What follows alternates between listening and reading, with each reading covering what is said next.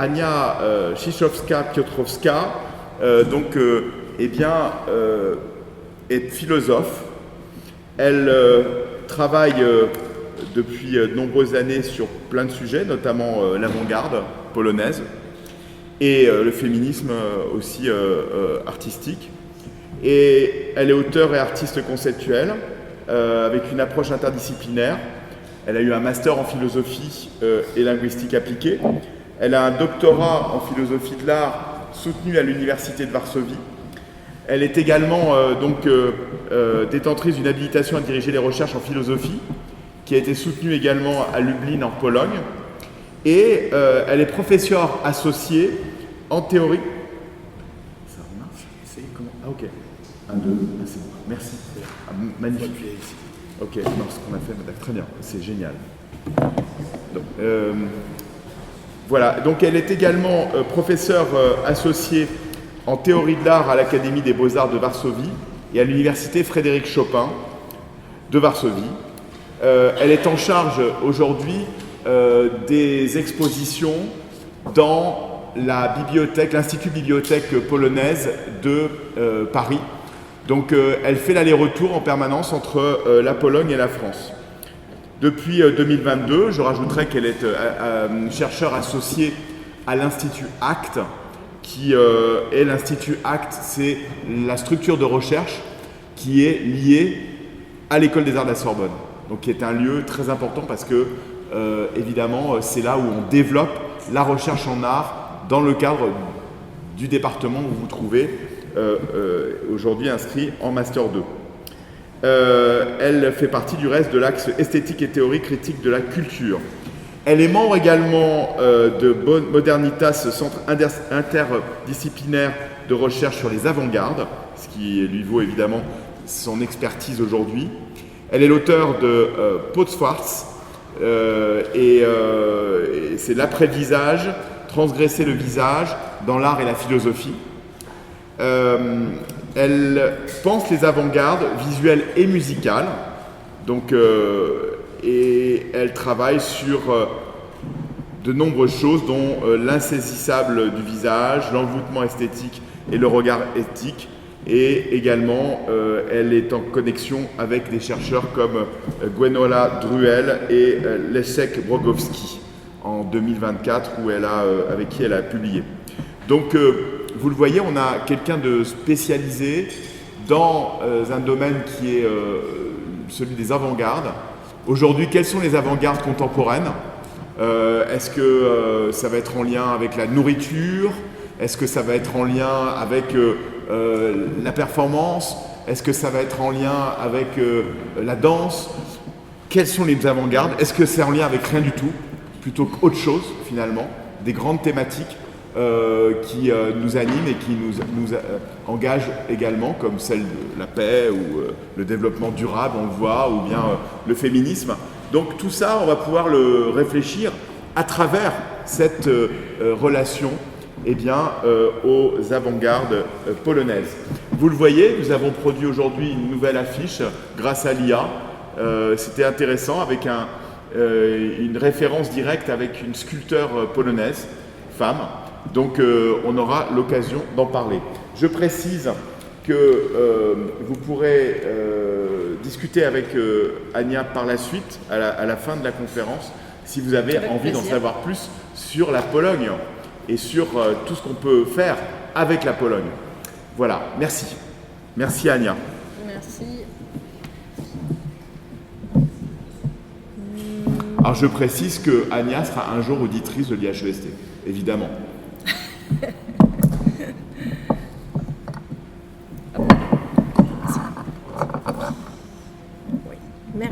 Merci Yann pour cette invitation. Donc vous voyez que je suis suffisamment spontanée pour parler après beaucoup avec vous. Si j'avais envie de vous voir tellement vite, ça veut dire tout de suite. Donc n'hésitez pas vraiment à me poser des questions quand j'aurai fini. En fait, il n'y a pas de problème s'il y aura des choses que vous voudriez que je vous explique après, parce que ça va être un territoire peut-être plutôt inconnu pour la plupart de vous. Je ne sais pas, ou bien il y a des experts, donc au contraire. Mais de toute façon, si vous auriez de questions, je serais ravie de répondre.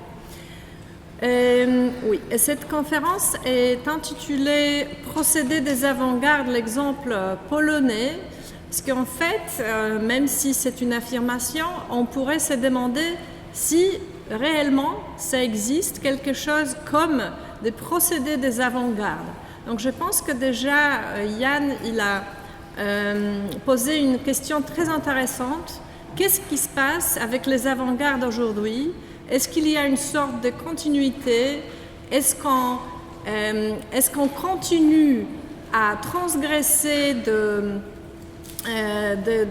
conventions? Est-ce qu'il nous reste encore quelque chose à transgresser? Et s'il y a quelque chose de continuité, qu'est-ce que c'est? Peut-être, en fait, c'est quelque chose de plutôt technique. N'importe quel médium en utilise. Donc, le procédé, les procédures, les faits, que finalement, il y a un geste de transgression qui est essentiel pour ce qu'on appelle les avant-gardes. Donc aujourd'hui, je voudrais commencer par les modernistes antimodernes, donc déjà avec une génération qui a plutôt anticipé les avant-gardes comme tels. Donc du côté polonais des avant-gardes, parce que c'est l'exemple sur lequel je veux me concentrer dans cette conférence, vous avez Witkacy ou Schulz. En fait, tous les deux, c'était des artistes totales. Ça veut dire, par exemple, Witkacy, il était déjà en même temps peintre, il était philosophe, il était homme de théâtre, il était écrivain. Donc c'est une personnalité énorme, incroyable, on dirait totale, oui. Puis Schulz, qui était à la fois écrivain, dessinateur. Aujourd'hui, on découvre encore plus ses dessins parce que c'était pas quelque chose de très connu au début. Et aujourd'hui, si quelqu'un est intéressé, il y a même des ouvrages qui ont été publiés en français. Il est traduit, il est lu, il est, je dirais, même adoré parce que c'est un personnage incontournable. Et donc après, je voudrais parler de l'avant-garde, disons, classique. Alors en Pologne, c'était personnalités comme Kobro, Strzemiński, groupe AR, et aussi beaucoup d'autres, mais j'ai dû faire un choix. Et après, nous allons aussi découvrir une sorte d'histoire un peu plus obscure qui était beaucoup plus liée aux gestes de femmes artistes comme Abakanowicz, Tapta, qui en fait tissaient, on peut dire, dans les genres d'art textile, une haute histoire des avant-gardes. Et aujourd'hui, en fait, on redécouvre beaucoup de ces artistes femmes. Notamment, par exemple, il y a un centre qui s'appelle... il y a un centre qui se concentre surtout sur les femmes artistes.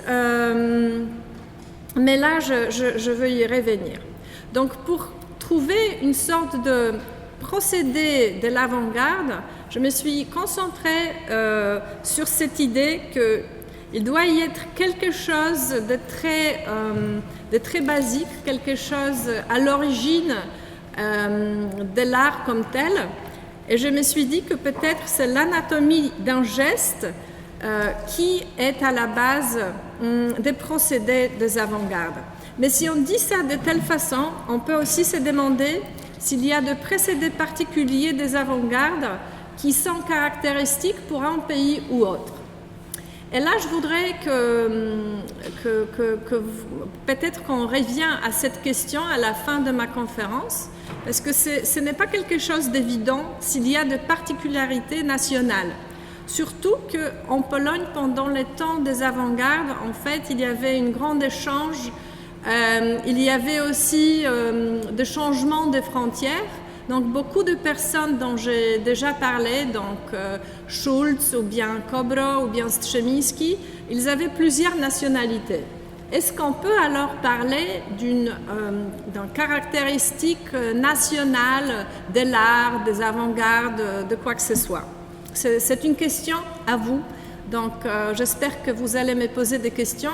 Et moi, je peux vous dire ça déjà maintenant, que je voudrais vous poser cette question-là. Parce que si on parle de procédés particuliers concernant l'art dans un pays ou autre, il y a toujours un risque de stéréotypisation, parce qu'on pense qu'il y a des traits typiques pour un art polonais, pour un art tchèque, pour un art français, etc.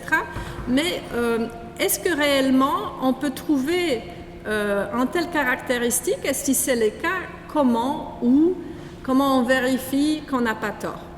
Je voudrais citer ce que Zdenka Badowinac a écrit, parce que je trouve que ça c'est très intéressant concernant ce sujet de particularités et de risques de stéréotypisation. Donc je cite, c'est en anglais, mais je pense que ça va pour tout le monde, sinon j'explique après.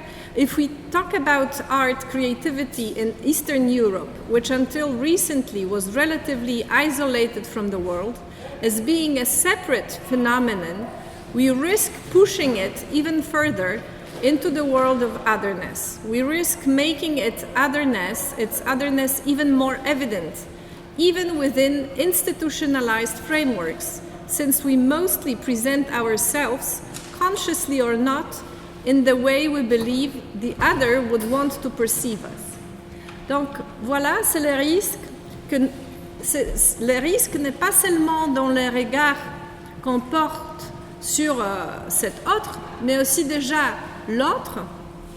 Du coup, ici, les artistes de l'Europe centrale ou l'Europe de l'Est qui se sont obligés de rencontrer de certaines expectations, comment ils sont vus déjà par l'Ouest. Donc ici, ça concerne une exposition Body and the East, qui était surtout concentrée sur l'art de performance. Donc ce n'était pas l'avant-garde classique, mais plutôt une vague, deuxième ou troisième vague de avant-garde. Mais je trouve que cette question est très pertinente si on parle déjà de particularités nationales, de particularités des avant-gardes, même de particularités d'une telle ou autre vague des avant-gardes. Il y avait une exposition qui était très importante, ça s'appelait Présence polonaise, c'était notamment dans le centre Pompidou. Et en fait, pour comprendre la réception des avant-gardes polonaises en France, je vous recommande beaucoup de consulter le catalogue de cette exposition. Présence polonaise, c'est quelque chose que vous pouvez trouver par exemple à l'Institut national de l'histoire de l'art. La photo, ça vous montre des étagères avec notamment des livres consacrés à l'art de l'Est. Donc vous connaissez sûrement Institut national de l'histoire de l'art et vous savez combien il y a de livres. Donc si vous voyez déjà ces étagères et après il faut voir que là il y a Croatie, Pologne, République tchèque, etc. Il y a vraiment très peu de livres qu'on peut consulter pour savoir un peu plus sur cette autre que nous sommes, disons, nous.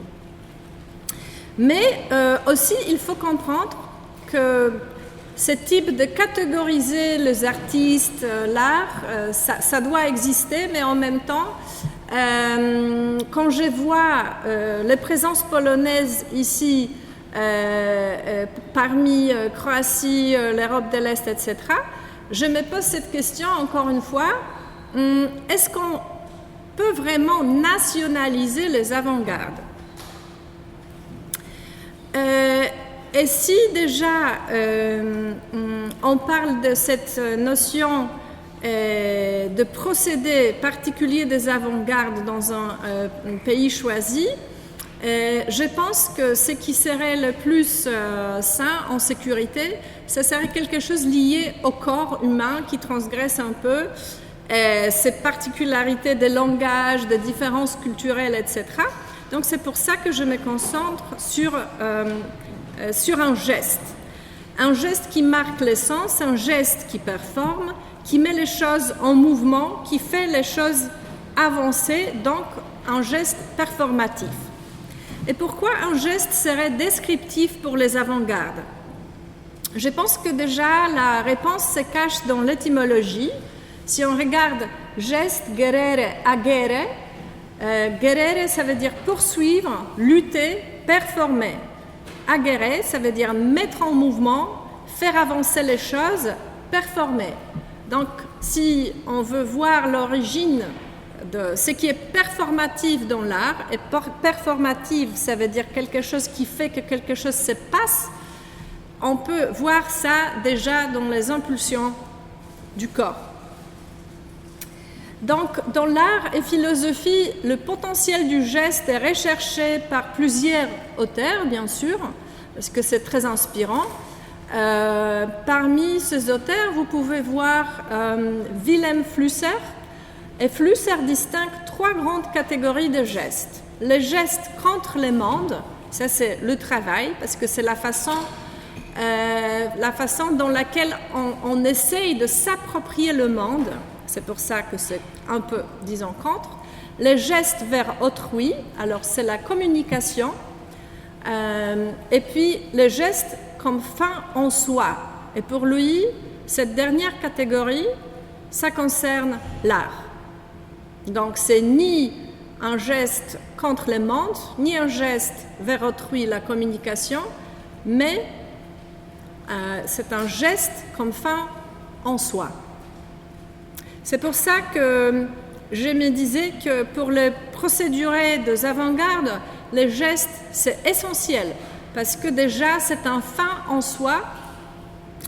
Et bien sûr qu'on peut diviser des gestes dans de différentes catégories après, mais avant de faire ça, il fallait peut-être se demander qu'est-ce que l'avant-garde. Je pense que c'était implicitement déjà présent dans la question de Yann. Est-ce qu'on peut toujours parler des avant-gardes aujourd'hui? Pour répondre à cette question, il fallait savoir qu'est-ce que c'est l'avant-garde. Est-ce qu'il y a quelque chose qui sera infiniment présent qu'on peut appeler l'avant-garde, ou bien l'avant-garde c'est un événement historique qui s'est déroulé, ça a disparu, il n'y a plus. Donc, comme j'ai déjà dit, à vous de répondre. Mais dans le sens historique, l'avant-garde réfère aux artistes et groupes artistiques actifs dans la première moitié du XXe siècle, dont je veux parler de cette avant-garde classique, qui avait pour but de faire avancer les choses de manière radicale. Donc vous voyez déjà que dans cette expression, avancer les choses de manière radicale, on a le sens de geste, donc c'est sens étymologique. Oui, parce que avant, pourquoi je me concentre sur avancer les choses? Parce que ici, dans l'étymologie, vous avez déjà lutter, performer, mettre en mouvement, faire avancer les choses. C'est déjà étymologiquement le sens du mot. Il n'y a pas, vous voyez, une question de chercher philosophiquement. C'est juste la signification des mots déjà.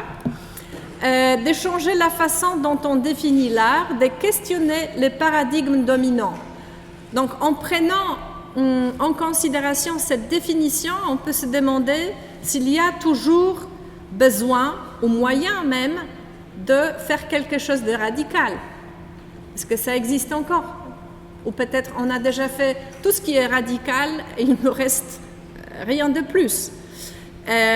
Puis, la définition de l'art, à l'époque, c'était un peu le cas qu'il y avait des paradigmes, il y avait de définitions qui appartenaient à des différentes époques, moments, siècles, et c'est le XXe siècle qui nous a apporté cette pluralité de définitions.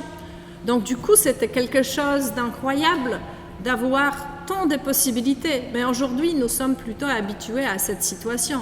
On sait bien qu'on ne peut pas définir l'art d'une seule façon.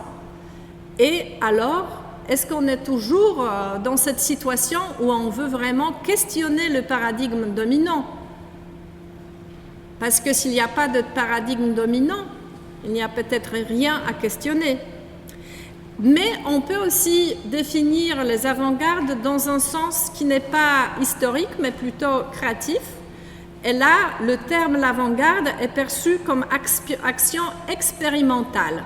Donc on peut dire que c'est un sens beaucoup plus vaste, qui englobe beaucoup plus, et peut être utilisé de manière rétrospective pour décrire des tendances artistiques de différentes époques. Alors si ça peut être utilisé de manière rétrospective, ça peut être aussi utilisé pour le présent et pour le futur. Il y a 10 traits caractéristiques qui ont été définis par un historien de l'art polonais d'un grand renommé qui s'appelait Mieczysław Poremski. J'aime bien quand quelqu'un fait ça parce que moi je ne suis pas très forte à faire le point 1, 2, 3, mais c'est adorable, c'est super et ça nous donne de l'ordre dans la vie. Donc je suis très reconnaissante à Mieczysław Poremski. Et il a parlé des avant-gardes classiques et des néo-avant-gardes, donc deuxième moitié du XXe siècle. Donc, il a dit que ces caractéristiques sont l'esprit militant, non compromis, élitisme, distance envers la contemporanéité. Donc, nous ne sommes pas dans les moments même en vie. Ça veut dire pas contemporanéité dans le sens de notre moment, mais dans le sens de moments de vie des artistes de l'avant-garde. Questionnement de la tradition, polycentrisme, interdisciplinarité, le fait d'avoir un programme, l'esprit de la révolte, utopisme. Donc là, ça peut être utile pour vous pour répondre à la question que j'ai posée. Et donc, pour parler, par exemple, de Wittkatzes et Schulz, que j'ai mentionné au début en parlant que ce sont des modernistes antimodernes, nous allons plutôt employer cette deuxième définition, donc la définition qui nous permet de transgresser le temps, de parler du point de vue créatif plutôt que historique. Pour parler de Wittkatzes ou Schulz, on va pas parler des avant-gardes de manière classique. Et parfois, c'est aussi possible d'utiliser juste le nom de avant l'avant-garde, donc ce qui précède les avant-gardes. Mais oui, ça existe aussi le modernisme antimoderne ou avant l'avant-garde. Je suis sûre qu'on peut trouver des exemples comme ça un peu partout. Ça veut dire que ce n'est pas quelque chose qui existe seulement. Avec les avant-gardes polonaises, il y a toujours des précurseurs qui vont déjà introduire des idées qui après vont définir une tendance beaucoup plus répandue. Donc, je vous ai parlé déjà un tout petit peu de Wittkatzes, qui s'appelait en vrai Stanisław Ignacy Witkiewicz, mais c'était son nom qu'il a préféré parce que c'était une combinaison entre son deuxième nom, Ignacy, et son nom, Witkiewicz. Donc, Ignacy Witkiewicz, ça donne Wittkatzes, si on raccourcit les deux. Et donc, lui, on l'appelait même sismographe de l'époque de l'accélération. Il y avait même une grande rétrospective récemment au musée national de Varsovie qui parlait de son œuvre d'une façon très intéressante parce que pour la première fois, par exemple, ce qui a été montré, c'était ces photographies, de photographies ou même selfies, on pourrait dire aujourd'hui, qui étaient traitées d'une manière un peu pas très sérieuse avant, comme si c'était juste ces moqueries, n'importe quoi. Mais aujourd'hui, on voit qu'il a déjà commencé d'une façon d'enregistrer son processus performatif, de performance. Et aussi, ce qui a été souligné, ce sont les résonances très fortes avec ce qui devient très important dans l'art d'avant-garde. Donc, Wittkacy est né en 1885, est mort en 1939, donc même pour les dates de sa vie, on voit qu'il était un peu avant avant les avant-gardes. Il était visionnaire, écrivain, dramaturge, peintre, photographe, philosophe, créateur de conceptions de la forme pure, ça dans un sens philosophique, philosophiquement très avancé, créateur de conceptions de la forme pure, des portraits réalisés dans le cadre de la firme des portraits. Et ça, c'est très intéressant aussi, parce qu'en fait, il était tellement révolté contre les conditions de vie pour les artistes à l'époque qu'il a dit, bon, je vois que c'est beaucoup mieux de faire quelque chose de commercial, alors ça va être une sorte de ma performance, je vais performer quelqu'un qui fait ça pour l'argent. Et il faut lire comment il a fait, mais en fait, ça existait et je pense que beaucoup de ses contemporains n'étaient pas conscients que c'est une sorte de sa blague. Et Wojciech Sztaba, notamment dans ces catalogues que je mentionnais, Présence polonaise, il écrit à propos de l'œuvre de Stanisław Ignacy Witkiewicz. Peut-être sommes-nous aujourd'hui mieux armés pour distinguer les apports artistiques de Witkiewicz. L'art contemporain nous a en effet habitués à envisager l'art dans sa théorie ou ses pratiques de façon beaucoup plus ouverte et mobile, craignant toutefois les malentendus que pourrait susciter une lecture de l'art de Wittkacy à partir des idées d'aujourd'hui. On risquerait d'interpréter abusivement ces agissements non conventionnels en faisant tout à coup de lui les précurseurs de happening, de l'art conceptuel, du photo art ou du body art. Et moi, je pense complètement le contraire. Mais ça c'est génial qu'on peut ne pas être d'accord avec les autres théoriciens. Parce que je trouve que c'est exactement ça qui est très fascinant dans l'art, l'œuvre et la personnalité de Wittkacy, qui est réellement quelqu'un qui est précurseur de happening, de l'art conceptuel et du photo art. Et je pense que cette rétrospective dont je parlais, une grande rétrospective dans le musée national à Varsovie, est une preuve de cela. C'est pour ça que je parlais aussi de ces photos qui enregistrent son processus de performance et aussi l'art conceptuel qui est là. Deuxièmement, à part le geste comme tel dans son sens étymologique, dans le sens aussi un peu plus général et universel, nous avons aussi des micro-gestes iconoclastiques. On va les retrouver chez Wittkacy sûrement. Je voudrais vous montrer quelques exemples. Mais souvent, dans les avant-gardes, ce geste est concentré sur les visages humains. Je vous montre ces deux livres.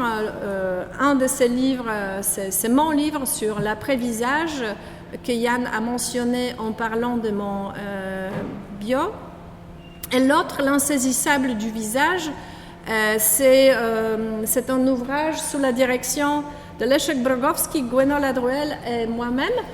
Et là, on a pensé du visage humain d'une manière philosophique globalement, mais aussi on s'est concentré sur ces gestes iconoclastiques dans l'art des avant-gardes. Et pourquoi j'appelle ces gestes iconoclastiques? Bien sûr que l'iconoclasme peut être compris comme un phénomène historique. Et c'était un phénomène historique, ça veut dire il y avait deux iconoclasmes dans l'art byzantin. Et troisième iconoclasme dans l'art néerlandais. Donc, ces conflits, ça date de très très très longtemps. Ça veut dire on peut déjà voir un conflit concernant le statut de l'image dans l'Antiquité.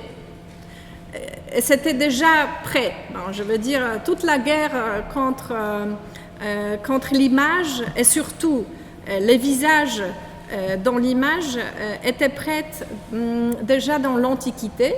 Mais en fait, cette irruption de ces conflits était surtout présente pendant les temps de l'Empire byzantin, après, avec la révolte, révolte dans les Néderlandes, et à vrai dire, surtout après, dans les avant-gardes du XXe siècle. On peut voir ça dans les portraits. C'est pour ça que j'ai juxtaposé cette image qui provient d'une révolte néerlandaise et à côté une image d'un artiste contemporain, Yannick Simon, parce que ça nous montre d'une manière visuelle assez évidente les similitudes, l'effet d'attaquer d'une manière littérale les visages sur l'image. Donc c'est un peu une sorte de sabotage de l'image dedans. Ça veut dire que ça ne vient pas de l'extérieur dans les avant-gardes, ça vient par les biais de l'artiste lui-même. Donc l'iconoclasme dans ses sens classiques, c'est un geste violent de briser, de détruire d'images. Et iconoclastie est au sens strict la destruction délibérée d'images, c'est-à-dire des représentations religieuses de type figuratif, appartenant souvent à sa propre culture et généralement pour des motifs religieux ou politiques.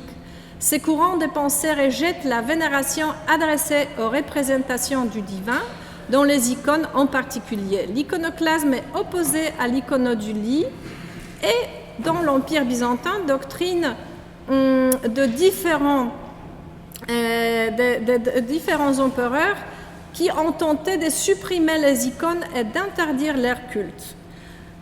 Mais en fait, la même base, on peut retrouver dans l'art des avant-gardes, l'art du XXe siècle, et même jusqu'à aujourd'hui, on peut voir de procédés pareils. Ce qui a été décrit, par exemple, par Martin Jay dans son livre concernant la dénigration du vision dans le XXe siècle, et ce qui résulte de cela. Mais comme j'ai déjà dit, c'est une très longue histoire qui commence déjà dans l'Antiquité avec Platon, qui était plutôt hostile envers les images. Et en fait, nous avons hérité cette approche ambivalente, qu'on est à la fois amoureux des images et à la fois il y a quelque chose qui nous fait peur, des angoisses, et donc ces attaques envers les images peuvent même peuvent se trouver dans l'art elle-même. À part Martin Jay, c'était aussi décrit par Wolfgang Welsch, qui a dit il a affirmé que l'art moderne a des traits iconoclastiques, ou bien par Alain Besançon, qui a écrit un livre très connu, L'image interdite, parce que d'après lui, l'iconoclasme commence avec l'Antiquité, mais c'est la crise de l'iconoclasme, les révoltes d'après, mais c'est déjà le fondement qui était là devant. Et pour Wolfgang Welsch, le geste iconoclastique de l'art moderne et l'art contemporain est un sabotage qui vient de l'intérieur de l'art.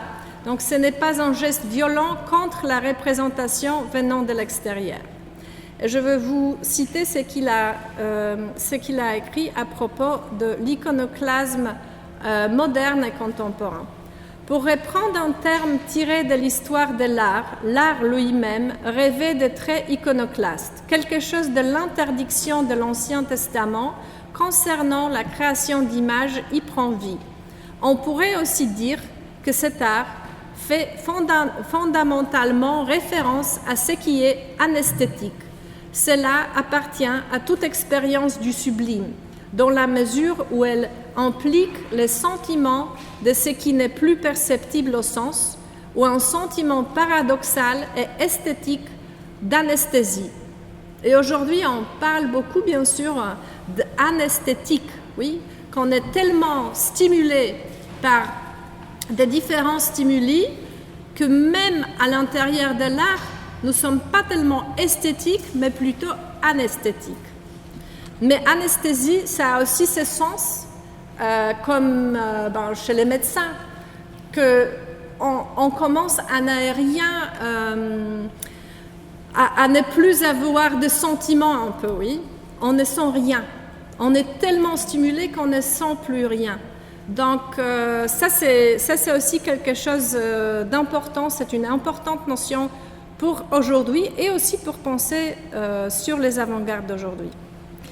Et j'ai mentionné aussi Martin Jay avec son livre Downcast Eyes, The Denigration of Vision in 20th Century French Thought, parce que d'après lui, d'après Martin Jay, il ne va pas aussi loin que Alain Besançon, qui cherche déjà les racines iconoclastiques dans l'Antiquité, ce qui est évident, mais Martin Jay, il se concentre surtout sur l'influence, l'impact de la philosophie française dans le XXe siècle, qui était très hostile envers une sorte d'omniprésence du sens de la vision, parce qu'on se concentre tellement sur la vision qu'on oublie un peu les autres sens. Et dans l'art notamment, surtout, on fait ça.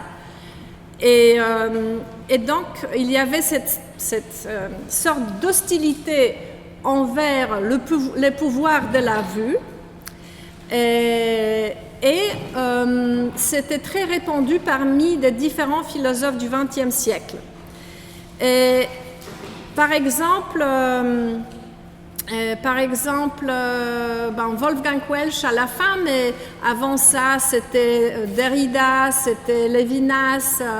Ils étaient tous un peu critiques envers la vue.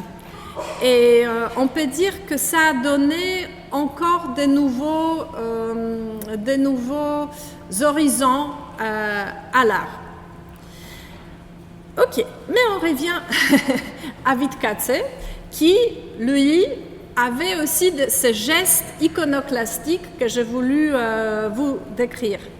Donc, c'est très intéressant d'observer le genre du portrait chez Wittkatzé, parce que on dirait, à chaque fois, on reconnaît très facilement que c'est Wittkatzé, mais c'est éclectique dans le sens conceptuel. Ça veut dire, vous pouvez voir à la fois de parfaits portraits qui vont idéaliser la personne qui est sur les portraits, mais donc le portrait dit classique, mais aussi il faisait des portraits performatifs, comme le portrait sur les photographies, et aussi on pourrait dire qu'il y avait cette tendance iconoclastique qui nous conduit à dire qu'il faisait aussi des anti-portraits. Parce que parfois, et notamment moi dans mon livre, je faisais ça aussi, on appelle les portraits qui sont un peu l'inverse d'un portrait classique, donc qui ne vont pas idéaliser la personne, qui ne vont pas dire que oui, par les biais du visage, on peut voir la vraie personnalité. Ces portraits, on peut appeler les anti-portraits. Et donc lui, déjà, il faisait des anti-portraits. Et donc, on peut dire qu'il était dans ce sens iconoclaste. Là, vous pouvez voir des portraits parfaitement, je dirais, classiques dans ce sens que c'est idéalisé, que c'est joli, que c'est beau, qu'on reconnaît la personne. Et il y en a plusieurs. Il avait son moyen d'écrire sur les portraits, si c'est classique, si c'est performatif, si c'est plutôt un anti-portrait. Et aussi, faut savoir, quand il prenait quelque chose qui lui changeait sa conscience, comme le drogue, comme l'alcool, comme médicaments, il notait sur les portraits. Là, peut-être, vous avez pensé que c'est difficile de comprendre de quoi je parle, qu'il a fait une sorte de recording de son processus performatif, mais c'est ça de quoi je parle. Donc, il faisait des grimaces et il faisait beaucoup de photos avec des grimaces pour montrer un tout petit peu aussi que le visage, c'est une sorte de forme et qu'on peut essayer de s'en sortir de cette forme. Donc, c'est ça. Et si on parle de forme de visage, il avait un ami dans ce sens que tous les deux, ils parlaient de cette difficulté d'être emprisonné dans sa forme du visage, du corps, mais aussi dans sa forme conformiste de la vie, un peu la vie à la bourgeoise, de la vie bourgeoise, et qu'il voulait s'en sortir. Donc, ça c'est Witold Gombrowicz, qui est aussi un personnage très connu, on pourrait dire aussi dans ce sens créatif, un personnage de l'avant-garde. Et je vais vous lire un fragment qui correspond notamment à ces images, ces photos de Wittkacy. Ça correspond, mais ça ne correspond pas d'une manière qu'ils se sont dit « Écoute, toi tu écris ça, moi j'ai fait des photos ». C'est un hasard, un très joli hasard entre créateurs que l'un correspond à l'autre. Donc, ça c'est un fragment de Ferdedurke qui est bien sûr traduit en français parce que sa femme, qui est vivante toujours, elle est l'ambassadrice de son œuvre, elle travaille toujours pour que ça soit traduit dans de différentes langues, etc. Mais en fait, il a vécu très longtemps en France, donc il parlait parfaitement bien français, il était connu par beaucoup de Français, des intellectuels. Et si vous ne connaissez pas, c'est un personnage très intéressant à connaître. Donc, je vous cite. « Cela n'aurait pas été du tout étrange de voir Knedaus et Siphon, ce sont des prénoms bizarres, prendre leur visage dans leurs mains et les jeter sur l'autre. Non, plus rien n'aurait été étrange. J'ai marmonné. Ayez pitié de vos visages, ayez au moins pitié du mien. Un visage n'est pas un objet, un visage est un sujet. Mais Siphon avait déjà présenté et sali son premier visage si violemment que même mon visage s'est replié sur lui-même. Donc c'est un jeu. Le visage devient, au lieu de rester un objet sacré, comme dans la peinture des autres époques, ça devient un tout petit peu un objet, un jouet avec lequel on joue le plus. Et surtout parce que c'était sacré avant. Donc pour vous dire quelque chose de basique à propos de Gombrowicz, il est né en 1904, donc ça vous donne un peu l'idée de son temps de vie, mort en 1969 en France, à Vence, où se trouve un musée consacré à lui, à son œuvre. d'ailleurs à un endroit très très très sympathique. C'est tout près de Nice.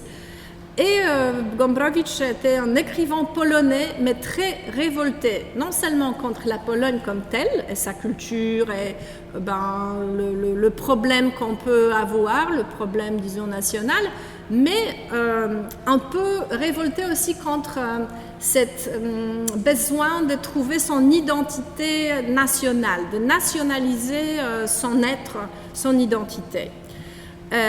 Et en fait, je dirais qu'on peut dire que ces problèmes chez lui, c'était un peu pareil avec le problème de Milan Kundera, qui parle aussi souvent du fait qu'il est tchèque, mais qu'est-ce que ça veut dire qu'il est tchèque? En même temps, il est très lié maintenant aussi à la France, la culture française. Donc, ça nous donne un personnage révolté contre beaucoup de convenances qui ne veut pas rester conforme à rien. Donc l'enfant terrible de la littérature moderne, Witold Gombrowicz. Et là, ces jeux avec le visage, cette tendance de ne plus le traiter comme un endroit sacré, ça nous donne de déclinaisons, beaucoup de différentes possibilités de déclinaisons de ce que j'appelle anti-portrait, donc l'inverse du portrait classique. Oui, oui, c'est une déformation d'une forme, mais ce qui suit, comme dans le titre de mon livre, c'est la transgression du visuel, parce que on doit se poser des questions, pourquoi cette déformation?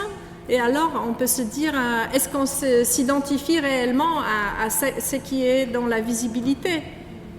Parce qu'il y avait cette très longue tradition de physiognomie qui voulait dire que tu peux identifier les traits de forme morphologique au caractère de la personne. Et en fait, l'histoire de physiognomie, c'est très long. Ça date déjà de l'Antiquité, et même Aristote, qui était quelqu'un de plutôt intelligent, je dirais, on le cite toujours, même maintenant, donc c'est pas mal. Il était quelqu'un qui pensait que réellement on peut y voir des tendances,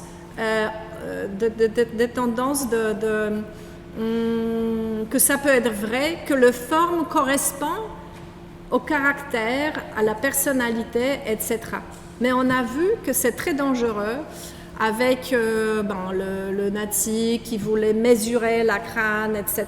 On a vu qu'il y a des dangers dans la physiognomie, dans cette tendance de traduire les formes du visage humain par rapport à la personnalité, aux traits, ou bien même il y avait cette tendance de voir si la personne pourrait devenir, je ne sais pas, prostituée, criminelle, en jugeant par le trait morphologique. Donc ça, c'est déjà très dangereux si on appelle ça prévention, mais on juge, on regarde le visage humain, on mesure. Ça, c'est quelque chose qui s'est avéré réellement dangereux dans l'histoire. Je voudrais bien rentrer là-dedans, mais là, je voudrais encore 2 heures parce que c'est l'un de mes sujets préférés, donc peut-être je reviens quand même à Wittkatzes. Donc voilà, je vous montre les exemples d'anti-portraits. Souvent, il faut avouer, souvent ce sont des portraits qu'il a fait après consommation de drogue, d'alcool et autres. La tendance est là, je suis désolée, mais j'ai remarqué ça. Et c'est noté par exemple en bas, ici vous pouvez voir, c'est le peyotle. Oui, peyotle, mais aussi, d'après ce que je sais, ça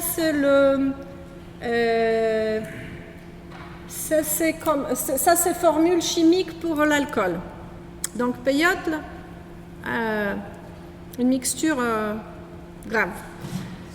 Oui, donc encore anti-portrait.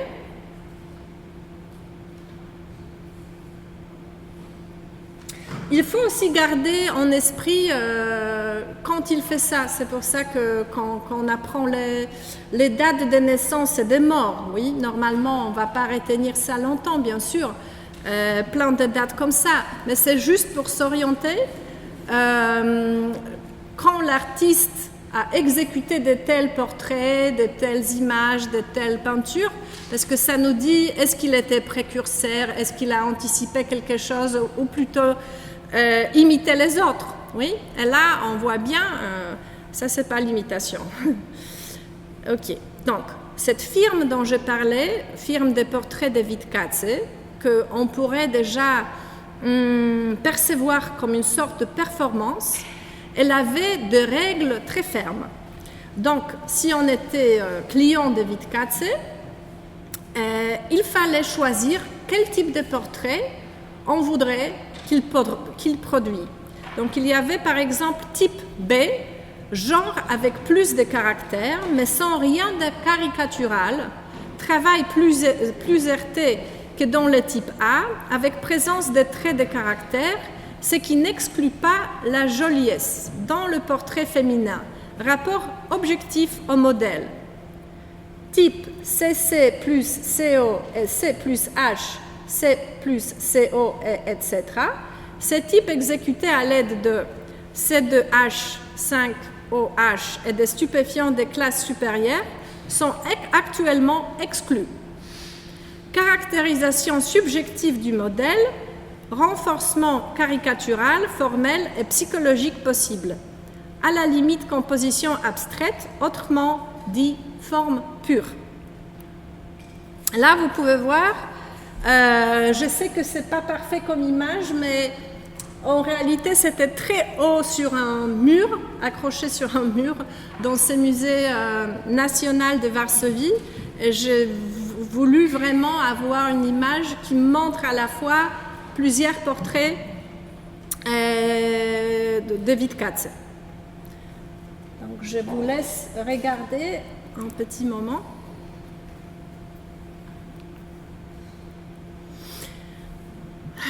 Donc, en 1925, Wittkatzes a créé cette firme de portraits à cause du fait qu'il était déçu par la culture européenne, à cause des masses populistes, et donc la place de l'artiste est devenue, d'après lui, la place d'un producteur produisant des objets usuels destinés à la vente pour satisfaire l'homme nouveau.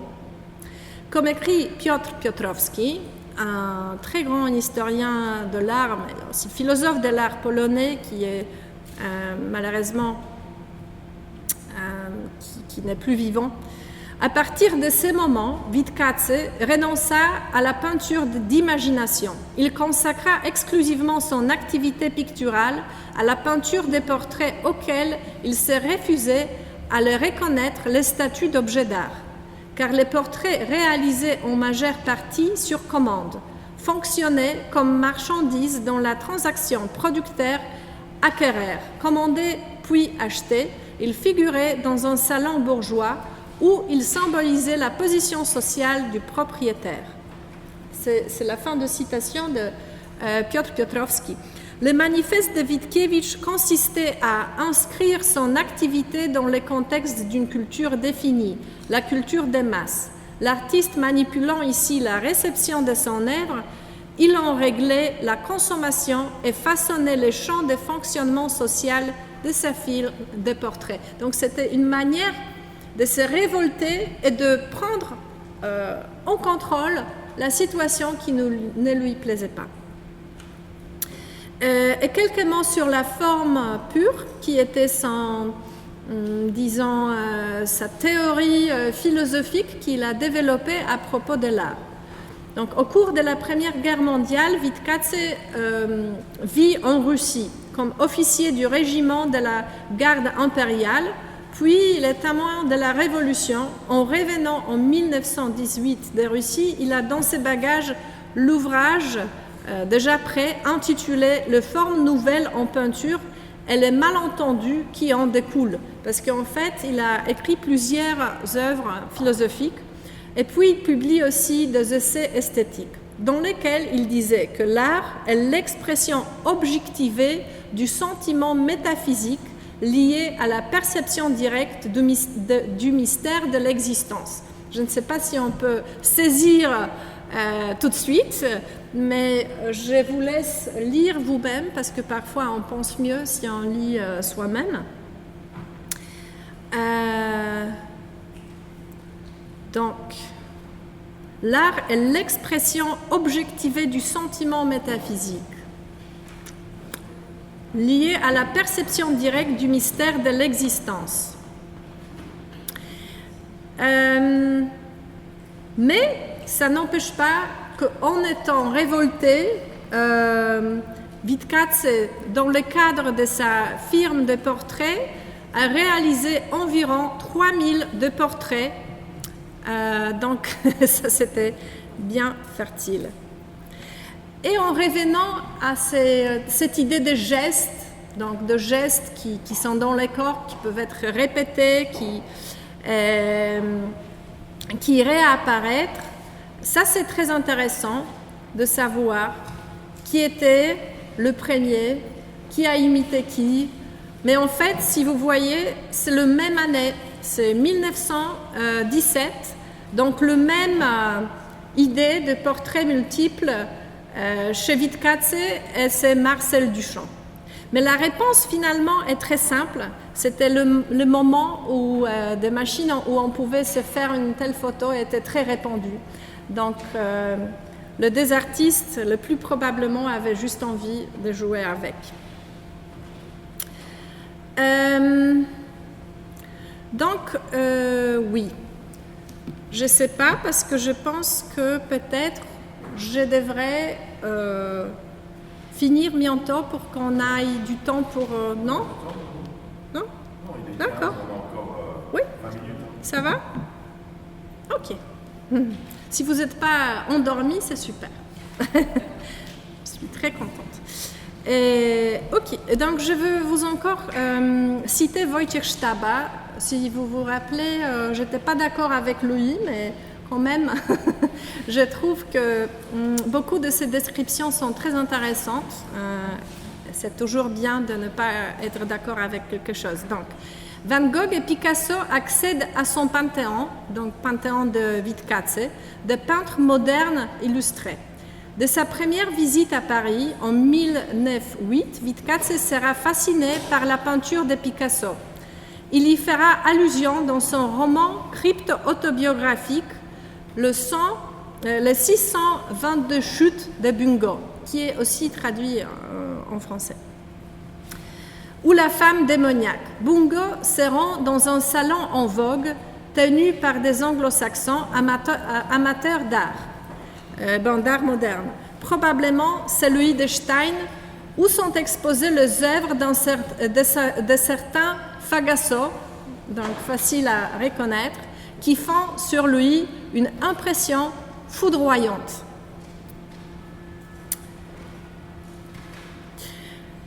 Et Wittkatzé, il était bien conscient aussi de la complexité de sa propre personnalité. En témoignage de ça, on peut voir par exemple dans ses portraits doubles. Donc c'est un autoportrait Dr. Jekyll, Mr. Hyde. Donc aussi là, ici on a affaire avec ces portraits plutôt classiques et ici des traits exagérés, donc on entre un peu dans l'univers de l'anti-portrait. Donc on peut voir cette personnalité démoniaque, et il y a même une blague parmi les historiens de l'art, parce que cette rétrospective, c'est quelque chose qui était préparé très longtemps, 3 ans, 2 ans. Et en fait, ils ont dit qu'ils ont déjà marre de Wittkatzé parce qu'il a, comme un démon, il les a entrés, il les hante, et c'est très difficile de travailler sur son œuvre parce que finalement, on devient un peu hanté par lui. Et ça, c'est pour vous montrer que la personnalité dont je parle, c'est connaissez. Donc, c'est toujours quelque chose qui fait un peu rêver cette période où il y avait des échanges intellectuels, artistiques, entre les artistes, entre les intellectuels. Et ça, je pense, c'est un peu un idéal qu'on voudrait avoir aujourd'hui aussi en étudiant pour des échanges très inspirants. Donc ici, vous voyez Jan Kochanowski, Wit Katse, Roman Jasiński, Bruno Schulz, et tout ça dans l'appartement de Jan Kochanowski qui se trouvait à Varsovie. Et la photo a été prise en 1934. Et donc, c'est lui qui se ferme les yeux, c'est Bruno Schulz. C'est lui avec le turban, c'est Wit Katse. Et puis en arrière, Jan Kochanowski. Et donc, on peut voir que non seulement il y avait des échanges, mais aussi ils s'amusaient bien ensemble. Mais malheureusement, tout n'était pas aussi ravissant parce que la vie de Bruno Schulz était très tragique, ou plutôt c'est fini d'une manière très tragique. Bruno Schulz, aussi, on peut dire un artiste total parce qu'il était un écrivain, dessinateur, graphiste et critique littéraire polonais. Né en 1892 à Drohobycz. Drohobycz, c'était à l'époque Pologne, mais maintenant c'est l'Ukraine, donc l'Ukraine où on a maintenant la guerre.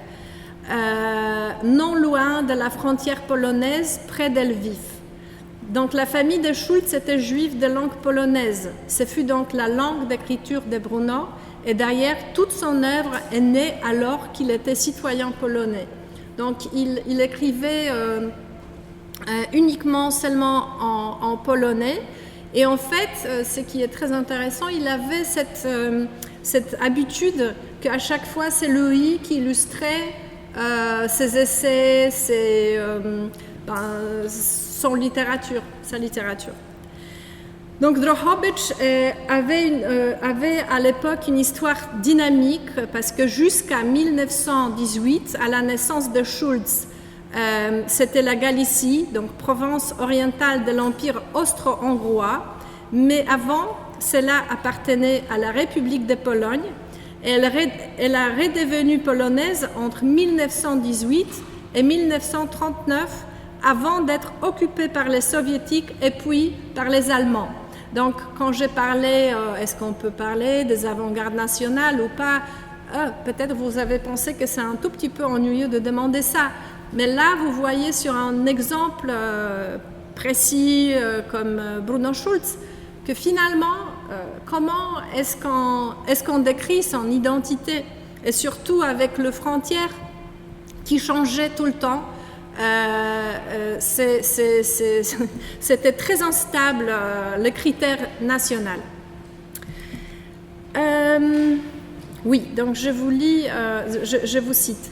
L'extraordinaire au sens propre, ça parle de la littérature de Schulz, car son œuvre dépasse très loin l'ordinaire et qu'il a réussi à transcender cette existence presque entièrement faite d'insatisfaction et de frustration en transfigurant son entourage médiocre, parents, famille, connaissances et décors grisâtres des villes de province. Il la métamorphose en un monde enchanté où le merveilleux coule de la source. C'est ce qu'il y a appelé lui-même la mythification de la réalité. Parce que réellement, surtout dans Sklepec na Monowie, donc je pense que c'est traduit magasin de Canel à Canel. Il écrit, toute action se passe dans sa maison. Mais c'est juste que, et c'est pas beaucoup de choses qui se passent, mais la façon dont il décrit tout ça, c'est une métamorphose constante des objets, c'est très poétique.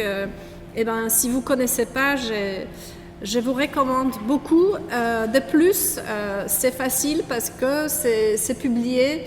Ça s'appelle Récit du 13e mois œuvre de fiction complète de Bruno Schulz. Et ici, je veux citer Alain Van Goorten. La réalité, comme toujours, finira par les rattraper. En novembre 1942, dans les ghettos de Drohobych, avec pour prétexte une sordide affaire de rivalité entre officiers SS, Schulz est abattu en pleine rue.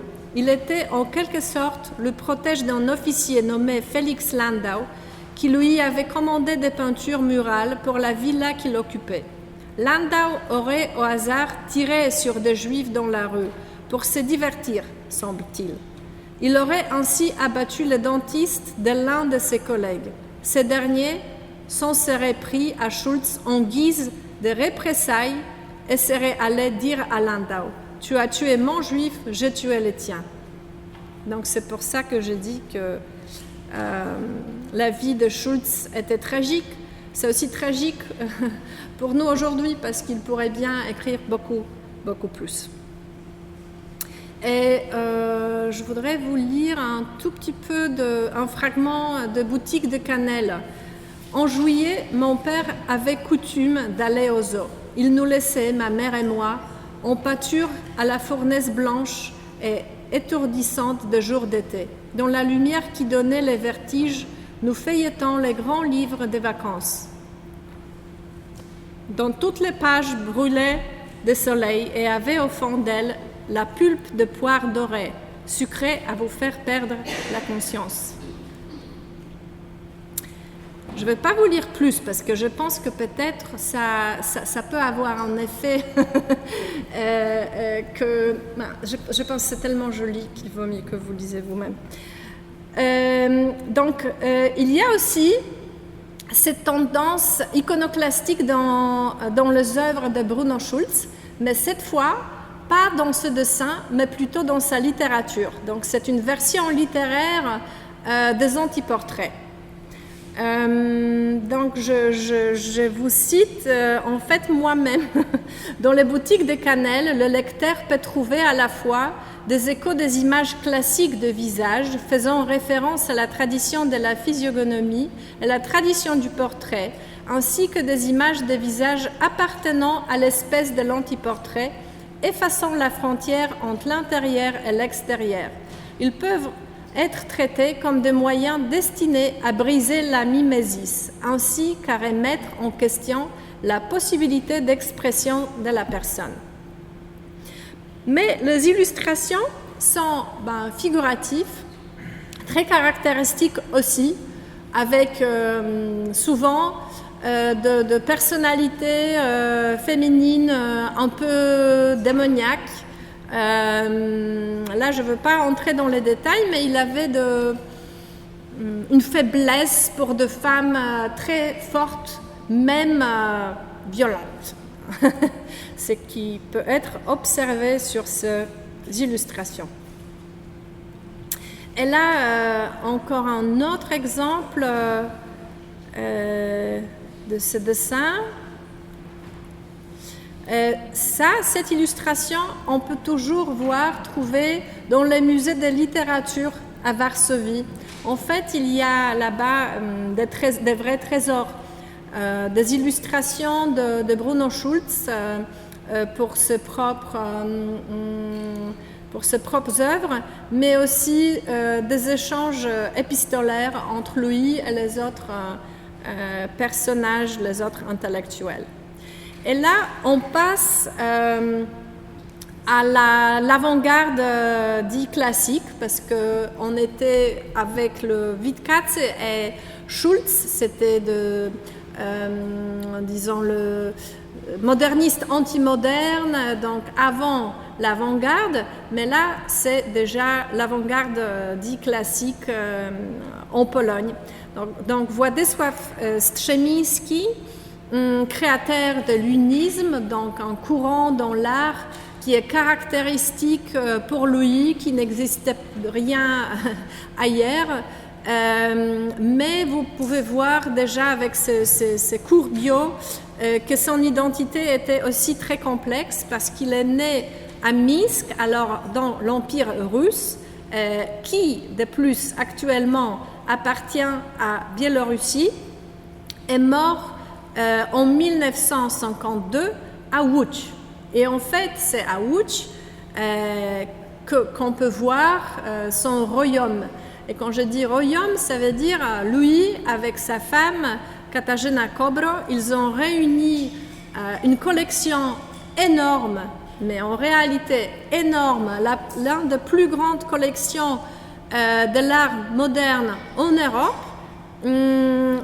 qui, à cause du fait que bien sûr ils avaient beaucoup d'amis qui étaient aussi artistes, mais il aussi achetait l'art, il était très consacré à cette idée de faire une vraie collection d'art moderne. Et Strzemiński était pionnier de l'avant-garde constructiviste des années 1920 à 1930, et c'est lui qui a inventé l'unisme. Il était non seulement fort, je dirais, comme peintre, mais il était aussi très capable comme théoricien. Il était, on dirait, philosophe de l'art presque, un très très bon théoricien.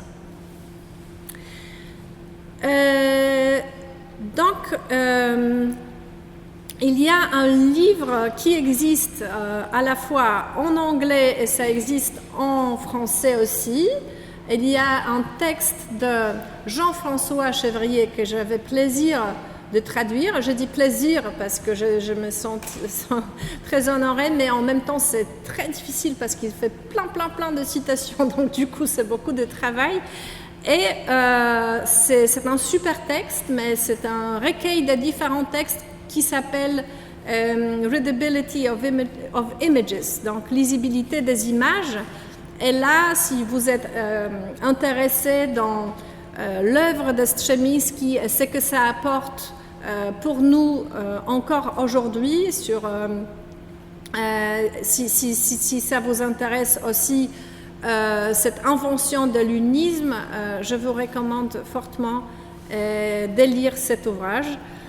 Donc, l'unisme est une théorie artistique élaborée par Strzemiński, qu'il explique dans son livre Unisme dans la peinture, qui a été publié à Varsovie en 1925. L'unisme veut éliminer toute valeur non plastique de l'œuvre. Celle-ci ne doit être ni évocative, ni émotive, ni symbolique. L'œuvre doit atteindre une certaine pureté. Les couleurs et les lignes doivent créer une unité organique. Chaque surface de la toile possède la même valeur. La peinture, œuvre plane, doit être autonome. C'est un objet renfermé sur lui-même. L'œuvre d'art possède une autosuffisance plastique. Elle n'a pas besoin d'une justification pour être efficace et fonctionner. Et ici, j'ai mis quelques exemples, mais en fait, qu'est-ce que je peux vous dire ? Ça marche pas très bien comme reproduction. Ça vaut la peine d'aller à Łódź et voir. C'est ça. En fait, c'est que j'ai découvert en cherchant des illustrations, des reproductions, c'est que quelque chose de très intéressant, je pense que ça fonctionne aussi en anglais, donc vous pouvez voir, c'est décrit pour des personnes malvoyantes. Et ça, c'est incroyable de décrire l'unisme d'une manière discursive, verbale. Donc, il faut juste consulter le site web du musée d'art moderne à Łódź pour voir, pour tester ça. Et donc, encore une composition uniste. Il numérotait les compositions. Donc, ça, c'est numéro 7, numéro 4. Et là, nous sommes à Łódź, dans une salle néoplastique, dans le musée MSA.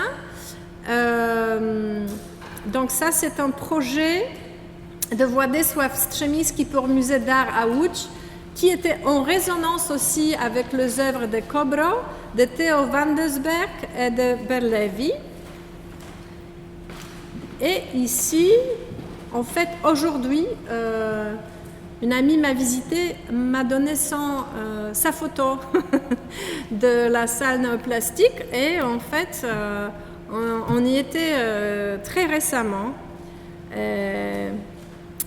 Donc, l'importance de Łódź, en fait, c'est à Łódź qu'elle peut se constituer à partir de 1931 à l'initiative de Strzemiński et du groupe AR, donc Władysław Strzemiński, Katarzyna Kobro, qui était sa femme. Et en fait, ici, il y a des aspects plutôt féministes aussi, parce qu'en fait, il était tellement charismatique, c'était une très très grande personnalité, qu'elle a vécu un peu dans son ombre, et même pas un peu, parce que lui, il avait cette idée de l'unisme, il était très connu, il y avait tant de gens autour. Et aujourd'hui, on peut dire qu'on redécouvre Kobro.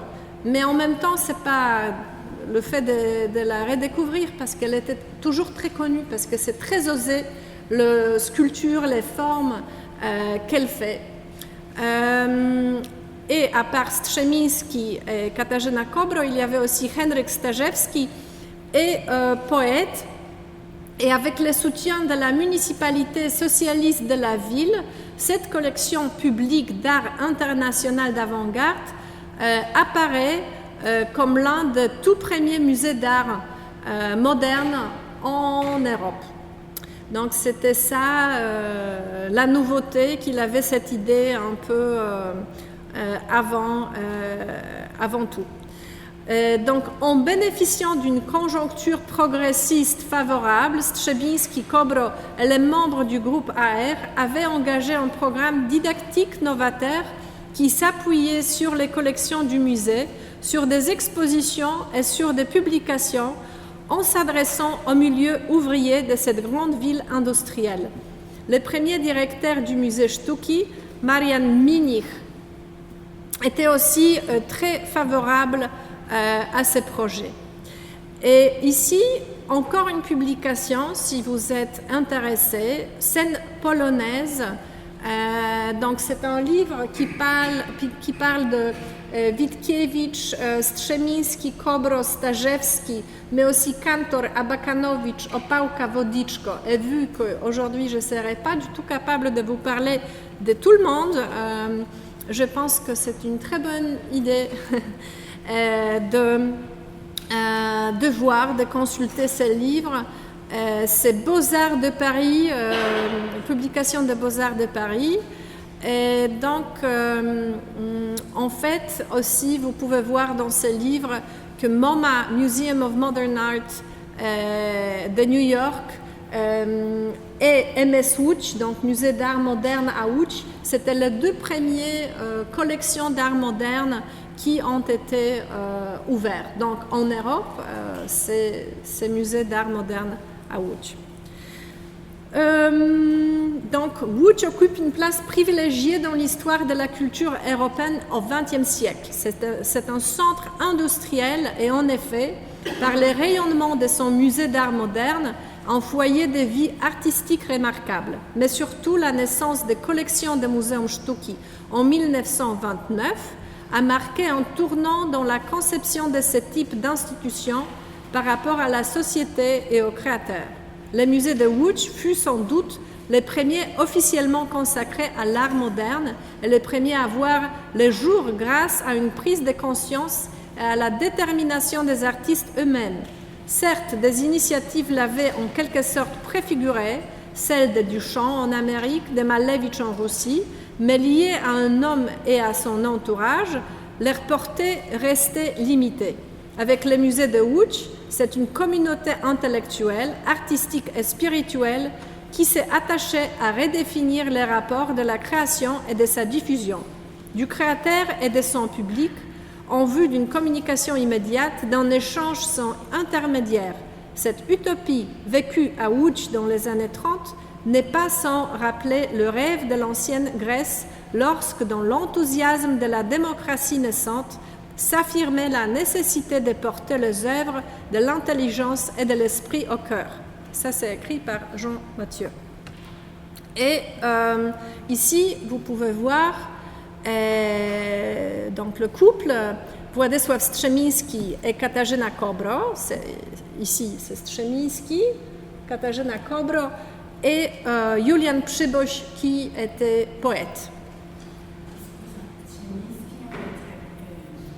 Je pense que c'était un peu en commun entre de différents peintres qui étaient visés vers l'art abstrait, parce que là, l'art n'est plus, ne représente plus la réalité, s'émancipe de plus en plus du monde, donc c'est un peu ça. Et je dirais que aussi c'est une expérience vécue par les musiciens, compositeurs, de s'éloigner de cette nécessité où il y a figuration, où il y a rapport au monde. L'influence, c'est pas direct, c'est comme un mouvement qui avait perdu. Oui, l'influence, ça peut aller dans deux sens, ça peut aller dans des cercles, oui, bien sûr. Donc, je voudrais vous dire encore quelques mots à propos de Katarzyna Kobro, qui était sculptrice, mais aussi designer polonaise, qui a suivi des études de sculpture à l'école de peinture, sculpture et architecture de Moscou en 1917, à la veille de Révolution, puis en 1918 au sein des ateliers d'état d'art libre de la ville, et en 1920 elle s'installe à Smolensk où s'est établie une communauté artistique active autour notamment de, bien sûr, Kazimierz Malevich. Là, elle enseigne la sculpture à l'école de céramique et dessine des décors de théâtre et des affiches. En 1921, elle épouse le peintre Władysław Strzemiński et organise avec lui la branche locale d'Unovis, groupement d'artistes russes dirigé initialement par Malevich. En 1922, le couple quitte l'Union soviétique pour la Pologne et s'installe dans la ville industrielle de Łódź. Et le reste, vous connaissez un tout petit peu, mais en fait, c'est encore plus compliqué parce que Malevich, il était de l'origine polonaise. Donc là, eux, de leur... ouais. Ça, c'est comme ça que tout est un peu mélangé, surtout près de frontières, bien sûr. Et bon, je ne veux pas vous lire tout le bio de Katarzyna Kobro parce que je ne sais pas si vous allez retenir, mais elle était quelqu'un de très, très, très progressif et très osé dans son art. Et elle était membre de plusieurs groupements artistiques nationaux, internationaux, comme par exemple Bloc, les groupes des artistes d'avant-garde, Praessence, ou bien groupe AR, qui est très à la base de la collection à Łódź. Donc là, je voudrais vous montrer quelques exemples de ces sculptures. Ça, c'est Spatial Composition, composition spatiale. Okay. Hanging Construction, donc une construction pendante. Sculpture abstraite. Donc il faut bien noter que c'est 1924. Composition spatiale. Et encore, acier et peinture à l'huile. Et ça se trouve aussi dans la collection de musée d'art moderne à Łódź. Oui. Et ouais, la fin de sa vie, en fait, elle était un peu héroïne parce que beaucoup de ses œuvres, beaucoup de ses sculptures ont été détruites, et notamment quelques-unes ou plusieurs par elle-même, à cause du fait que beaucoup de ces sculptures étaient faites de bois, par exemple. Et pendant la guerre, quand il faisait froid, quand elle n'avait rien à donner à manger à sa fille, elle a décidé de brûler les sculptures pour réchauffer soi-même et la fille. Donc ça, c'est très touchant pour moi. Elle est enterrée dans le même tombeau. Ok, et là on passe à, disons, deuxième vague des avant-garde. Et là, le geste, ça c'est aussi très pertinent et toujours très présent. Donc le théâtre.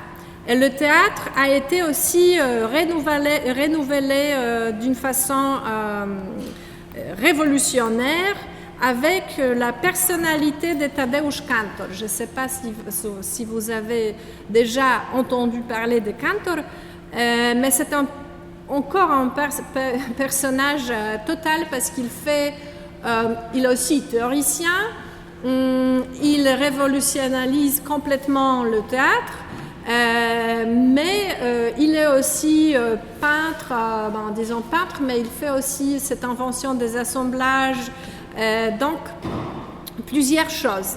À part Kantor, il y a aussi le théâtre qui s'appelle Laboratorium de Jerzy Grotowski, qui, je sais, qui est très connu en France. Jerzy Grotowski, il y a plusieurs personnes qui se sont inspirées par son théâtre, pour la puissance des gestes, par les rapports maître-disciple, plusieurs choses. Donc, c'est entre 1956 et 1960 qu'est apparu tout ce qui a décidé de la forme de ce théâtre, de sa contribution à l'art européen. Et en 1956, le théâtre Kriko II, donc le théâtre fondé par Tadeusz Kantor, inaugure son activité. Et puis en 1959, le théâtre Laboratorium de Jerzy Grotowski. Donc parallèlement, il y a deux grands maîtres de théâtre, des gens avec une vision, mais aussi très charismatiques. Donc les scènes polonaises ont vu apparaître des drames redécouverts de, par exemple, Witkiewicz, parce que pour eux, c'était quelqu'un de très intéressant, et de Witold Gombrowicz, ou bien débuté comme dramaturge des auteurs tels que Sławomir Mrożek et Tadeusz Różewicz. C'est aussi la même époque que fonctionne le théâtre osobny, dans le théâtre à part, on pourrait traduire ça, de Miron Białoszewski, et que naissent des troupes étudiantes d'avant-garde. Et là, cette photo provient des archives, cette fois des musées d'art moderne de Varsovie, qui a maintenant, depuis peu de temps, un nouveau bâtiment qui a été sujet de controverses, parce que c'est une boîte blanche, donc beaucoup de gens ont dit mais qu'est-ce que c'est? C'est pas du tout intéressant. Mais ça devient très intéressant quand on dit c'est pas du tout intéressant, et il y a déjà un débat. Et de plus, à l'intérieur, il y a un escalier qui est complètement sublime, très beau. Et donc cet escalier était sujet de beaucoup de photos. Donc ça, déjà, le musée existe il n'y a pas longtemps, mais déjà cet escalier est devenu iconique. Donc là-bas,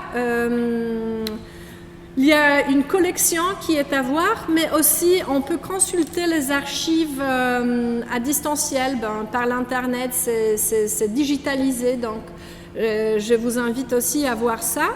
Et parmi les photos qu'on peut trouver, il y a des photos provenant de performances de Tadeusz Kantor. Et là, vous pouvez voir par exemple son happening panoramique de la mer de 1967 de Eustachy Kossakowski a fait cette photo. Donc c'était cette idée de diriger le vague de la mer. Mais en fait, ce geste a été répété parmi autres par Marina Abramović. Donc ça c'est quelque chose que il n'y a pas très longtemps j'étais capable de trouver sur dans l'accès ouvert sur l'internet, mais maintenant ce n'est plus malheureusement les cas, je n'ai plus trouvé, mais je pense que ça doit être quelque part dans des archives. C'est très émouvant, c'est super, et j'aime bien cet écho. En plus, elle a dit c'est un hommage à Tadeusz Kantor. Donc un geste plutôt absurde de diriger les vagues, mais dans un sens, est-ce que ce n'est pas un peu ce qu'on fait quand on a l'impression qu'on va en fait que c'est nous qui allons influencer les choses. C'est pareil, non? Cette influence, on peut dire c'est un peu comme diriger les vagues. Donc ce qui émerge, c'est une sorte de théâtre, mais hors les murs, théâtre hors les institutions. Donc le phénomène le plus important de l'art de théâtre polonais se sont développés, à l'exception du drame, en dehors du théâtre institutionnalisé. Tadeusz Kantor a créé Kriko 2, Kriko 2 ans après la guerre, tout à fait indépendamment, et il collabore pendant plus de 10 ans avec des théâtres de Cracovie en tant que metteur en scène, sans jamais cesser de dégainer l'éclectisme stylistique des scènes officielles. Et en fait, ce théâtre Kriko, ça n'existe plus en tant qu'un endroit où on va réaliser de réalisations complètement nouvelles, mais ça existe toujours. On peut voir toujours les films, mais on peut voir aussi ce qu'il utilisait pour ses pièces de théâtre. En fait, vous pouvez voir aussi, à vrai dire sur YouTube, tout simplement, ces pièces.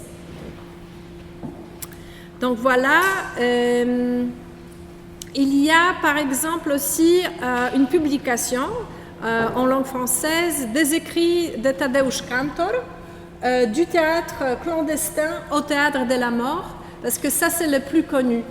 Le théâtre de la mort. Et là, je ne peux pas du tout décrire, j'ose pas. Je trouve que c'est quelque chose qu'on ressent d'une manière très forte et c'est très facilement consultable.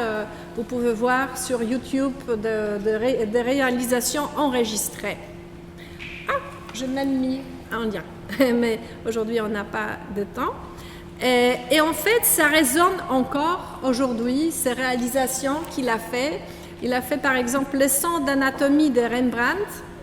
Donc ça, c'était un happening qui a été réalisé pour la première fois à Nuremberg en 1968. Et un an plus tard, il a répété ça à la galerie Foksal, qui est très connue à Varsovie. Et ici, comme dans les radeaux de la Méduse en mer panoramique, Kantor a pris une célèbre peinture historique, la leçon d'anatomie du Dr Tulp de Rembrandt, comme objet fini. Les participants au happening, qui se sont fait passer pour des médecins, étaient des hippies apportant à la reconstruction un costume contemporain sous la forme d'un look approprié de cheveux longs, de lunettes de Lennon. Les vêtements ont été vivifiés, les poches sont vidées et les objets qui s'y trouvent, mouchoirs, photographies, stylos, brosses à dents, capsules de bouteilles, sont exposés, créant aussi un collage. Kantor faisait référence à l'idée d'emballage humain. Et en fait, il faisait quelque chose qui s'appelait de partition. Donc, comme on fait pour jouer un instrument, mais c'était avec les mots. Il donnait des conseils, qu'est-ce qu'il faut faire, ou bien il décrivait les effets d'une telle happening. Voici les contenus intéressants de ces cachettes intimes et de ces tanières cachées. Voici les côtés réels, non falsifiés, de l'individualité, des restes oubliés, des déchets gênants, des poches froissées et fripées, organes ridicules, de l'instinct humain, du stockage et de la mémoire. Mais c'est joli, ça fait un peu poème. Donc c'est un extrait d'une partition publiée sous forme de dépliant pour la galerie Vauxhall en avril 1969. Et là, vous pouvez voir la peinture de Rembrandt, puis la réalisation de Cantor. Et en fait, à droite, c'est une réalisation contemporaine de Agata Skwarczyńska qu'elle a réalisée avec le personne avec le syndrome de Down pour cette fois montrer le plante comme pas comme les objets, mais plutôt l'anatomie des plantes. Ça nous montre que c'est quelque chose de vivant. Donc c'était leçon d'anatomie, réconfiguration, et c'était réalisé notamment à Cricoteka en 2023. Il y avait aussi, et donc ce qu'elle voulait montrer aussi, c'est que la plante était plus vivante qu'un animal traité de façon qu'on a traité il n'y a pas très longtemps. Et bon, et il y a aussi d'autres œuvres de Cantor que je voudrais vous montrer juste pour exemplifier l'effet qu'il était, comme je dis, plutôt artiste total. Portrait de mer, ça fait un peu Boltanski d'après moi, ou bien Boltanski fait un peu Cantor. Un grand clochard, emballage 4. Il avait beaucoup des emballages, c'est pour ça que c'est numéroté, c'était, on dirait, son truc. Emballage de 1966. Et c'est la fin de cette présentation, mais je vous laisse avec cette question. C'est quoi le geste? Eh bien, la réponse possible, c'est de créer dans les vides à partir de zéro un monde. Mais on a dit, est-ce qu'on est encore capable de créer à partir de zéro dans le monde où tout était peut-être déjà créé ou bien non? C'est la question à vous. Merci.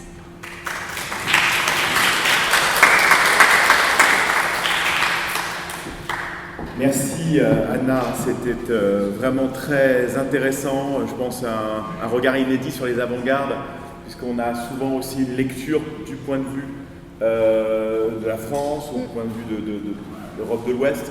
Et donc c'était aussi une manière de nous introduire à des territoires comme ceux de Łódź. Donc je suis heureux parce que nous avons aussi une citoyenne de la ville de Łódź qui est ici ce soir, Ania Koussiani, donc que tu rencontreras tout à l'heure. Et je pense que ce que tu as dit est aussi important parce qu'on l'a déjà traversé à travers plusieurs conférences. Donc cette question de la performance, cette relation au happening, les différentes périodes qui finalement aujourd'hui nous renvoient à nous-mêmes, la période que nous vivons, je pense que c'est très important. On a une doctorante ici qui travaille sur les ballettes Béjart, et je pense que ça c'est très important de voir comment du point de vue du Japon on analyse Béjart. C'est très beau de voir comment aussi du point de vue de la Pologne on analyse aujourd'hui les œuvres que tu croises aussi en France et la façon dont tu les renvoies dans le cadre de l'enseignement, parce que je vous l'ai dit tout à l'heure, Anna travaille également au musée des Beaux-Arts de Varsovie, à l'école des Beaux-Arts de Varsovie, et qu'elle mette en lien justement les deux cultures, ce qui est vraiment fondamental. Voilà, alors donc, est-ce que vous avez des questions ?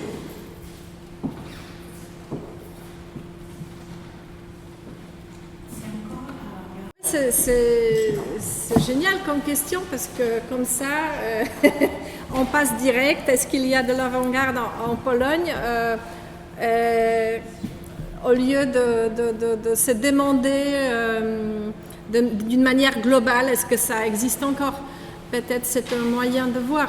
Oui, en fait, j'ai l'impression que oui, pour moi, c'est peut-être, on pourrait dire, 3e, 4e, 5e vague des avant-gardes, mais bien sûr, d'après moi, ça existe parce que moi, je comprends les avant-gardes dans ce sens plutôt créatif que historique, parce que je suis philosophe et pas historienne. Donc pour moi, les choses fonctionnent plutôt comme problématisation d'un sujet. Donc oui, je trouve que ça existe encore, les avant-gardes en Pologne.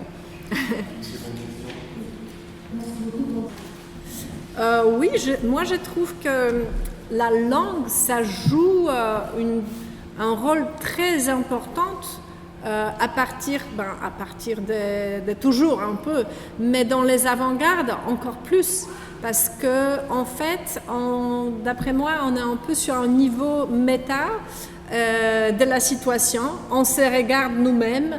Aussi, le fait que l'art devient un peu iconoclastique, ça veut dire qu'il y a un sabotage envers soi-même dans l'art, mais ça veut dire aussi qu'on devient très conscient. Et en fait, avec beaucoup d'artistes, on voit qu'ils utilisent d'une manière littérale les langages. Les langages peuvent être inscrits dans la composition même d'un tableau. Par exemple, notamment un artiste d'avant-garde, peintre abstractionniste, Georges Van Hart, Jerzy Brodnicki, qu'on découvre maintenant avec professeur Jan Thomas. Lui, il utilisait souvent des mots, des phrases, des motos dans la composition même de ce tableau, mais à part ça, il y a aussi les titres qui comptent. C'est très important, ces choix de titres, ou bien de choisir de ne pas donner des titres. Donc la langue, ça a beaucoup à voir avec l'art des avant-gardes, ça devient très important. Aussi le fait que les œuvres deviennent de plus en plus théorisées pendant les avant-gardes. On parle souvent du fait qu'il y a beaucoup de l'intellectualisme dans les avant-gardes d'un côté, et de l'autre côté, par exemple, comme avec Strzemiński, il avait cette idée que le tableau devrait être dépourvu de ce qui n'est pas plastique. Donc pour lui, c'était uniquement ce qui est plastique. Donc ça veut dire il rejetait la langue. Donc il y a plusieurs approches et ça c'est très intéressant. Donc je dirais que les côtés un peu sacrés, religieux étaient toujours liés à l'image comme telle. Donc on pouvait avoir une approche de traiter l'image comme sacrée ou l'inverse. En Pologne, c'est pas vraiment.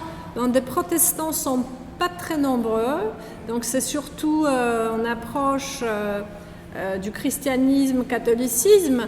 Mais en réalité, je dirais que parmi les artistes, je sais pas si c'est cette approche qui serait principale, ou bien si ça c'était la question principale pour les artistes des avant-gardes. Je dirais que peut-être plutôt quelques universalismes, généralités concernant la nature humaine. Je pense que c'était plutôt des questions philosophiques que religieuses. Mais là, il fallait peut-être analyser cas par cas. Mais je dirais que les sacrés dans les visages humains, ça c'est pas lié à une seule religion. C'est juste que nous, en tant qu'humains, on s'identifie par les visages souvent. C'est une partie de notre corps qui est... Oui. Mais cette interdiction, ça existe un peu depuis toujours, parce que ça existe aussi dans les testaments, dans les Bibles, ça existe dans l'islam, ça existe aussi dans des cultures... Oui, je pense que ça c'est quelque chose que je signalais parlant à propos de l'Antiquité, que déjà là-bas, cette crise, ça veut dire cette plutôt guerre ou débat, qu'est-ce qu'on pense de l'image du visage, était déjà présent. Et après, ça peut être décliné par des différentes cultures, par des différentes religions, mais peut-être que c'est quelque chose absolument ancien. C'est quelque chose qui existe depuis toujours. C'est une sorte d'archétype un peu. Qu'on a une relation ambivalente envers le visage et envers l'image et l'image des visages. Est-ce que ça répond à votre question ou...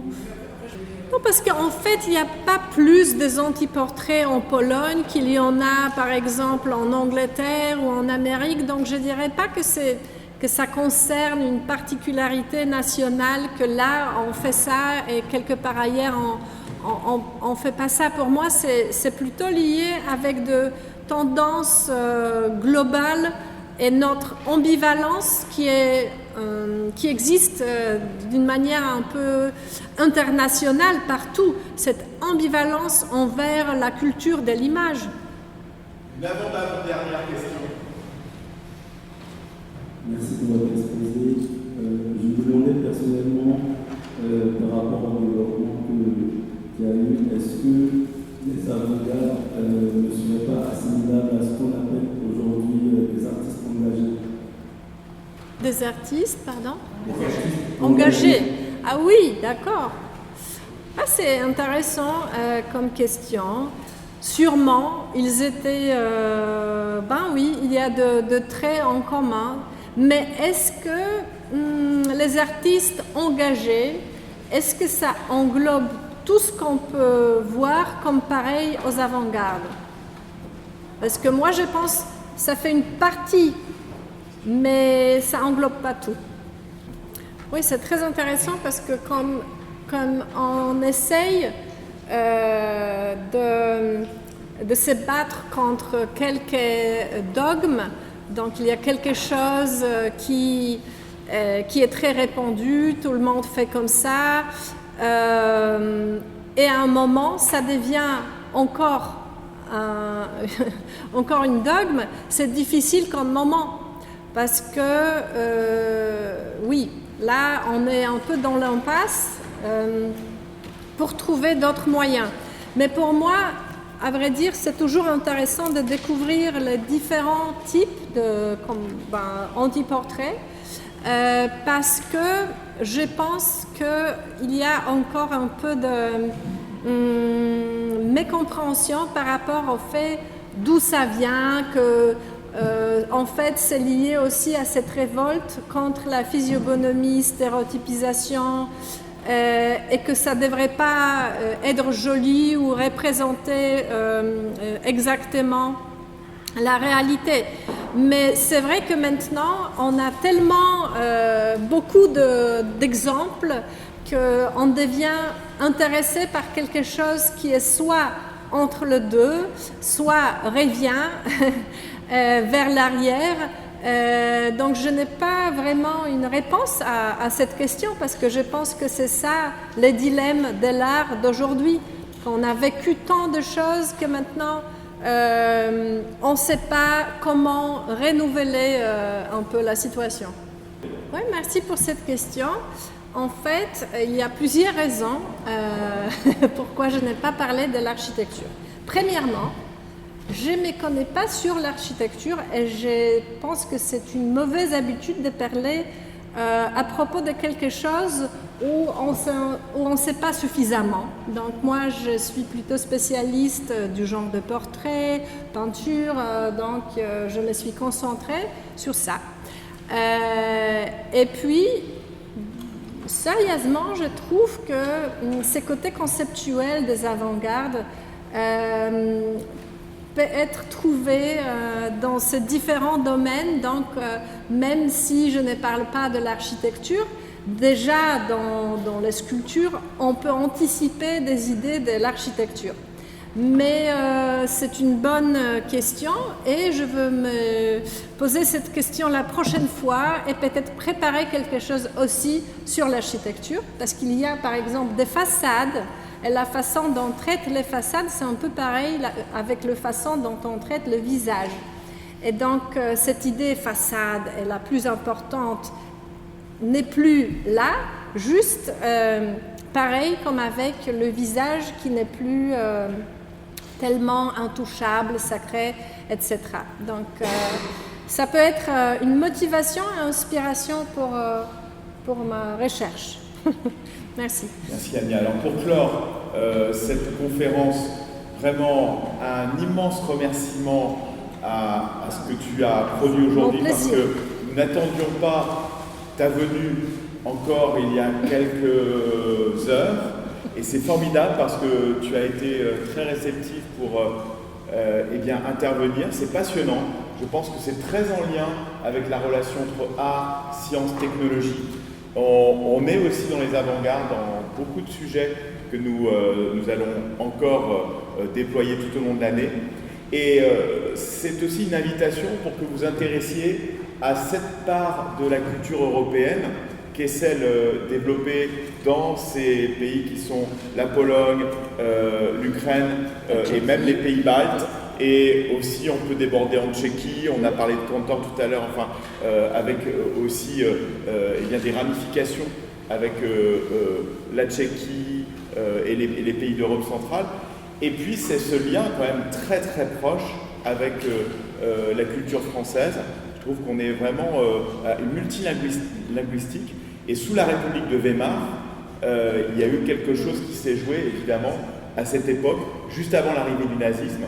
On se rend compte à quel point le foisonnement était énorme. Il n'y a aucun parallélisme à faire avec notre époque, fort heureusement. L'histoire ne se répète pas forcément. Mais nous sommes à une époque où le foisonnement est tellement incroyable, où les arts sont tellement multiples, les capacités, les possibilités de création sont tellement intenses qu'on peut se poser des questions sur ce qui est advenu à tous ces artistes à cette époque à cause du nationalisme et à cause du totalitarisme. Et donc nous sommes dans la position de ces artistes aujourd'hui. Et nous avons une responsabilité, évidemment, et c'est vraiment formidable que vous soyez là aujourd'hui jusqu'à la fin de cette conférence, parce qu'elle était, je pense, très importante sur les questionnements que vous devez vous poser vous-même sur votre pratique et sur l'écriture. Voilà, bonne soirée. Merci, Anna. Bonne soirée. Merci.